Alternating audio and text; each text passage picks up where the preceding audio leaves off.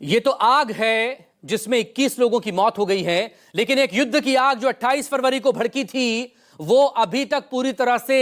शांत नहीं हुई है, खत्म नहीं हुई है, क्योंकि एक बार फिर से बीती रात अमेरिका और ईरान में सीज फायर के बीच सैन्य टकराव बढ़ा है, क्योंकि अमेरिका की तरफ से एक बार फिर से अटैक हुआ है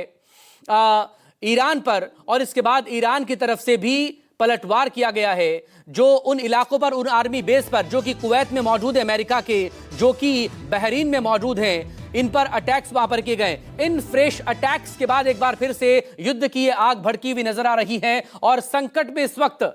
न सिर्फ पश्चिमी एशिया है, मिडिल ईस्ट है, बल्कि आधी से ज्यादा दुनिया है, और भारत पर तो इसका जो असर पड़ रहा है वो किसी से छिपा नहीं है। ऐसे में चार तस्वीरें इस वक्त आपके सामने न्यूज़ 24 पर आप देख सकते हैं। ईरान का कुवैत पर हमला हुआ, मिसाइल्स वहां पर दागी गई ईरान की तरफ से, हालांकि डिफेंस सिस्टम वहां पर एक्टिवेट हुआ और इन मिसाइल्स को इंटरसेप्ट कर न्यूट्रलाइज किया गया है। ये तस्वीरें आपके सामने लगातार जो आप देख पा रहे हैं, ये बीती रात की तस्वीरें हैं जब फ्रेश अटैक्स हुए हैं। अमेरिका की तरफ से निशाना बनाया गया था ईरान को, और इसके बाद ईरान की तरफ से जवाब में कुवैत और बहरीन में मौजूद अमेरिकी आर्मी बेस को निशाना बनाया गया। इनमें बहरीन में मौजूद 5th फ्लीट का जो सेंट्रल कमांड है उसे एक बार फिर से ईरान ने निशाना बनाने की कोशिश की है। वहाँ किस तरह के नुकसान की खबरें हैं, क्योंकि मिसाइल्स अटैक वहाँ पर हुए हैं। कुवैत में भी कुछ मिसाइल्स अटैक किए गए थे, लेकिन यूएस आर्मी की तरफ से, यूएस सेंटकॉम की तरफ से यह दावा किया जा रहा है कि इन अटैक्स को इंटरसेप्ट कर लिया गया था और इन्हें न्यूट्रलाइज कर लिया गया। लेकिन सवाल इसी को लेकर, जो एनर्जी क्राइसिस बना हुआ है, जो आर्थिक संकट इस वक्त भारत के साथ साथ दुनिया भर में खड़ा हुआ है, अगर ये युद्ध और भड़का, ये सीज फायर टूटा, तो जाहिर तौर पर बड़ा और क्या आर्थिक सुनामी इसको लेकर आएगी, सवाल इसी को लेकर है। इस सबके बीच खास लोग इस वक्त हमारे साथ यहां पर जुड़ गए हैं। शुरुआत संजीव आपसे ही, क्योंकि 28 फरवरी के बाद जो पश्चिमी एशिया इस युद्ध की आग में झुलस रहा है, बीते एक महीने में थोड़ी राहत आई थी जब सीज फायर का ऐलान हुआ था, लेकिन लगातार इजराइल के लेबनान पर अटैक होना और इसको लेकर ईरान की नाराजगी जाहिर करते हुए शांति वार्ता से कदम पीछे खींचना, लेकिन अब यूएस का ईरान पर अटैक और ईरान का ये रिटालिएशन, क्या युद्ध एक बार फिर से भारत को और दुनिया के बाकी हिस्सों को झुलसा सकता है, न सिर्फ एनर्जी क्राइसिस के लेवल पर बल्कि इकोनॉमिक सुनामी के लेवल पर? संजीव, पहले आप। देखिए मकसूद, जहां तक सवाल लेबनान पर इजरायली हमले का है, तो वो तो जब से 7 अप्रैल से युद्ध विराम हुआ था तब से लगातार जारी था, और ऐसा नहीं है कि वो कोई आकस्मिक वजह हो सकती है, इमीडिएट वजह हो सकती है, क्योंकि वो अपने आप में अलग तरीके से डील किया जा रहा था, और ये जरूर था कि वो एक इरिटेंट की तरह था, और जो कि ईरान और अमेरिका के बीच एक युद्ध समाप्ति की जो बातें हो रही थी उसे सफल नहीं होने दे रहा था। लेकिन ये कहना कि इजराइल ने चूंकि लेबनान पे हमला किया, इस कारण से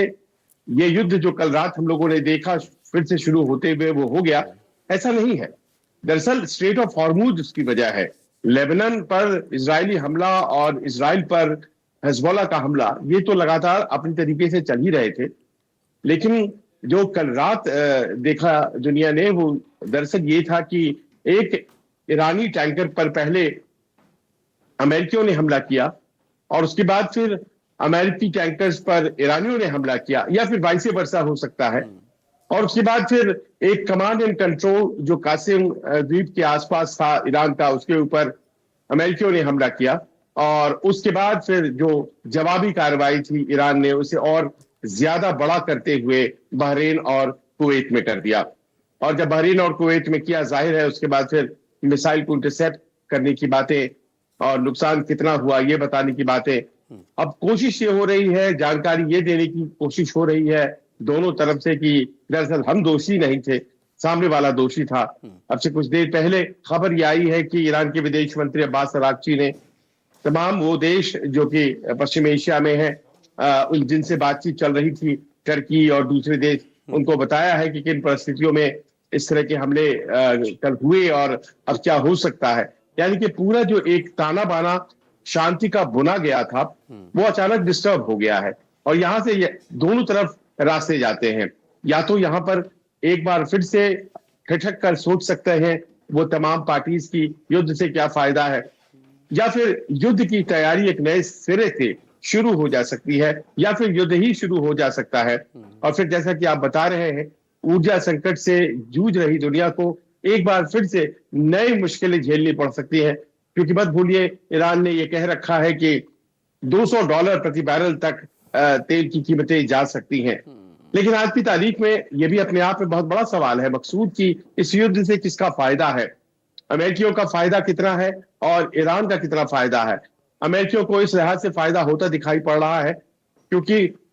जो तेल का बाजार है वो बदल रहा है और अमेरिकियों को नए तेल के सोर्स के तौर पर अब देखा जा रहा है, भारत जैसे देश भी देख रहे हैं। वहीं ईरान को इस युद्ध से अब बहुत ज्यादा ऐसा लग नहीं रहा है कि कोई लाभ है। अपने आप को असर्ट करने की उनकी जो कोशिश है वो भी कहीं ना कहीं ऐसा लग रहा है कि एक सतह पर पहुंच गई है, लिहाजा एक शांति वार्ता की जरूरत है। पर यहां पर अमेरिकियों के द्वारा गोल पोस्ट को बार बार बदलने से वो शांति वार्ता सफल नहीं हो रही है और इस बीच ये कल की घटना हो गई है। लेकिन कल की घटना में एक सिल्वर लाइनिंग बस यही है कि दोनों में से दोनों पक्ष कोई भी इस युद्ध को आगे नहीं बढ़ाना चाहते हैं। कम से कम वो शुरुआती जो घटनाएं हुई हैं उसके बाद ये देखा नहीं गया है और ऐसे में देखना यह है कि क्या कोई सेंस प्रिवेल करता है और क्या युद्ध को यहीं पर रोका जाता है और फिर से बातचीत के प्रयास शुरू किए जाते हैं या फिर नहीं। मकसूद, तो क्या बातचीत होगी इस हालात में?